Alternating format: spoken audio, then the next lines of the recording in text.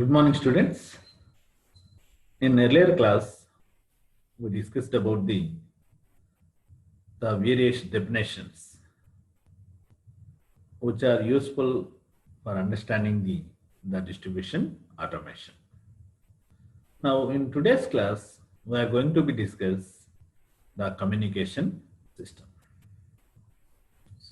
Communication systems used in the distribution automation. So this is the one of the crucial parameter. So without communication, we can't transfer the data from the physical equipment to the master control room. Otherwise, the master control room to the physical equipment. So if communication is not proper, I think there's no distribution automation. Is it or not? So that's why let's have what are the different kind of communication techniques which are implemented in the distribution automation system for transferring data from physical system to the master control room and master control room to the physical system. There are different communication systems for data communication between distribution control center. Distribution control center is the master control room, and any point on the distribution network is required at planning stage. Yes. So the fundamental requirements for communication infrastructure are the determination of system average message rate. These are the essential. The message rate is important for transferring the data. It can handle the request amount of data and multitasking. It can handle the request amount of data and multitasking. And data throughout and system response time should meet various applications requirements. And a good communication system has all these facilities. And it should allow for network growth and added applications. So the message rate we need to know, and handle the request amount of data and multitasking, and data throughout and system response should meet the various applications required. And it also allow network growth and added applications. So such type of minimum infrastructure is essential for a communication systems used in the distribution automation. So the communication methods may be used individually or combinedly. That means that, for example, any two kind of communication techniques may be used for one application, otherwise individually may be used. So let us see what are the different types of communication techniques used in the distribution automation. In this regards, the first one is public switched telephone network. Public switched telephone network. So this seems to be the BSNL landline. There's no doubt in this. It seems to be a BSNL landline. So all the banks are working. With the help of the public switched telephone network, PSTN. So dial-up and dedicated leased telephone lines are often used for distribution automation. Dial-up and dedicated leased telephone lines are often used for distribution automation. Telecommunication services through packet switching network, PSN, packet switching network or cellular radio have the advantages of provides cheaper and reliable services. So you can observe the BSNL landline with the other kind of network forms. The BSNL is somewhat available with the reduced cost and reliable service. So almost all the banks throughout India working in the public switched telephone network. This is the leased line provided by the government sector. And the second one is power line carrier. This is more familiar technique in case of the electrical engineering. So almost all are aware on the power line carrier. Is it or not? So power line carrier, which is also known as the PLC. What do you mean by power line carrier? So in generally speaking, the same electrical cable or line which transfers power from one place to other place, that same cable can be used for the power line carrier also. So the power line has a frequency of 50 Hz, but the communication line, suppose that is to be used as a communication line, it should have a different frequency. The signal is injected into the that particular line that may be received in the some other place. So this is the one of the biggest asset to the utility. Why? Because their own power line can be used as a communication line. So let us see what it has. It has an advantage of using the network owned by the utility. Yes, utility here is a distribution system. Utility here is a distribution system. So it has an advantage of using the network owned by the utility. It can reach any point on the network and extend it automatically to newly added network elements. It is very simple. Yes, it has very limited bandwidth. It has very limited bandwidth, and in most cases less than 100 bits per second. Most cases less than 100 bits per second.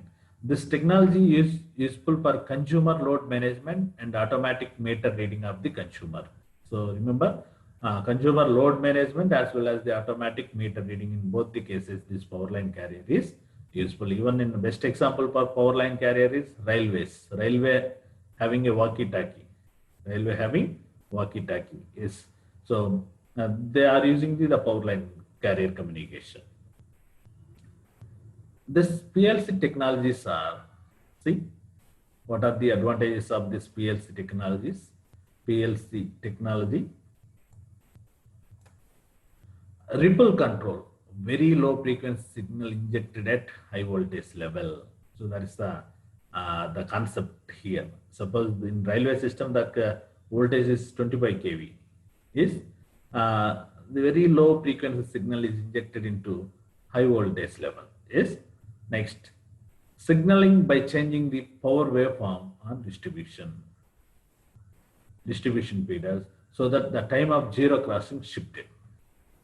Signaling by changing the power waveform on distribution feeders so that the time of zero crossing shifted. Zero crossing, you know, electronics, I think you have a more awareness than me what about the zero crossing is, and in the signals and systems as well as the ESP, everything.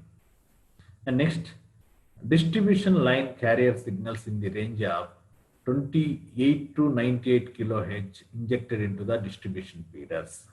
See, so actually the frequency of the power line is around 50 Hz. Around 50 Hz. It's not around 50 Hz. It is exactly 50 Hz. But distribution line carrier signals in the range of 28 to 98 kilohertz injected into distribution feeders. Yes. So these are the specialities of the PLC technology. Next, we go for the third one. After PTSN and PLC, the third one is the radio communication. Radio communication is the one-way communication. So we are observing in most of the cases. Yes. So radio communication system is like PLC systems and usually owned by the utility, usually owned by the distribution system. But they have the important advantage of their operation being independent of condition of the power system. Yes. So it does not relevant to the other companies or anything. So it is exclusively for the utility. Radio technologies requires licenses. Radio technology, so why? Because it is operated through the space. Yes. Radio technologies requires licenses. Generally, ultra high frequency and very high frequency radio is the most widely used medium. Ultra high frequency and very high frequency radio is the most widely used medium. And what is the range of this ultra high as well as the very high frequency ranges? So in very high frequency, 2 frequency slots for use in the power sector in association with other users are 66 to 68 megahertz and 136 to 174 megahertz. So very high frequency, there are 2 slots. One is the 66 to 68 megahertz, another one is the 136 to 174 megahertz.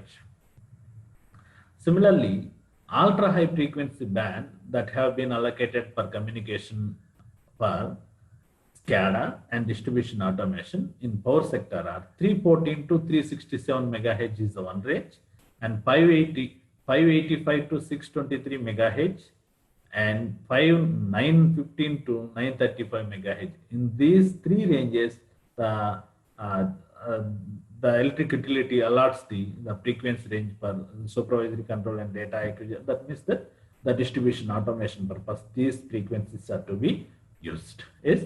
So the advantages of radio, are the limited channels available from licensed authorities. So therefore, the radio technologies are generally used ultra high frequency point to point radio, and ultra high frequency multi address system radio, and very high frequency radio, packet switching network, PSN, and cellular radio. Yes. So you observe here the radio technology is generally used because due to very limited bandwidth. So it is used for ultra high point to point radio, ultra high frequency multi address system radio, very high frequency radio, packet switching network, PSN, and cellular radio. So these are the technologies generally used in the radio communication. Yes. And the fourth one, after the public switched network, telephone network, and PLC, power line carrier, and radio communication. And the fourth one is the fiber optics. So fiber optics, it is very familiar technique today. We have almost all are having awareness. So fiber optic is a cable. Yes. So it is to be laid in the ground so that it is safe and gives the maximum life and maximum net speed. So that nowadays it is a trend to have a communication for transferring data from one place to the other place over long distances. Fiber optics, it is one form of cable. Its explicit downward cost trend in terms of product as well as installation and maintenance costs has become a widely accepted choice. As it offers both technical and commercial advantages over conventional systems that use metallic cables and radio lines. The communication basically consists a transmitter and a receiver for information signals coming from the user device to extension center, where it is changed into a digital signal like ones and zeros. Yes. Where it changed into a digital signal like signals like ones and zeros for easy handling, then transfers through transmitter. Yes, whatever may be the signal coming through the line, the communication basically consists of a transmitter and receiver. For information signals coming from the user devices to exchange center, where it is changed from digital from like one and zeros and transmit.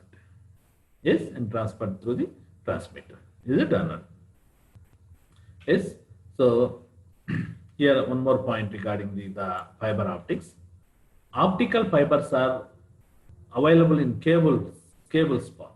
Yes, I think in roadside we are observing so many times orange shaped cable. That is the fiber optic cable. Such cables can be laid in the ground. There is a trend to associate optical fibers with power cables or conductors themselves. Yes, so it is to be it is available in the form of a cable, and such cables can be laid in the ground. Yes, so there is a trend to associate optical fibers with power cables. Is it or not? So this is about the fiber optics. This is the fourth type of communication system. The first one is public switched telephone network, and second one is power line carrier communication, and third one is radio communication, and fourth one is fiber optics, and the last one, which is the fifth one, which is the satellite communication. So satellite communication also, you all are aware of the satellite communication. What is the satellite communication? Is so this technology is useful for load management control. This technology is useful for load management control. Satellite-based VSAT, satellite-based VSAT, very small aperture terminal network communication is used for power systems. VSAT network communication is used for power systems. VSATs are only allowed to access Indian satellites. It has a 99.5% reliability factor. A communication signal is sent from a VSAT to the satellite at a particular frequency.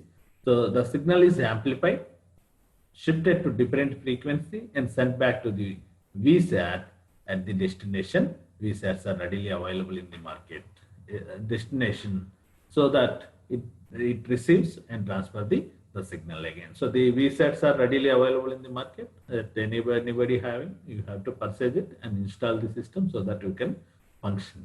Is it or not? So therefore, without communication system, there is no automation. Clear, very clear. Without communication, there is no automation. So that's why in electrical distribution particularly, what are the preferable communication systems? Preferable communication system. Most of the cases through wire communication. That is the public switch telephone line. Through wire communication is the efficient methodology to transfer the data. Otherwise, suppose if the distances are very long, wire communication is not possible. At that time, you maybe use the power line communication. Power line communication also a wire communication it is.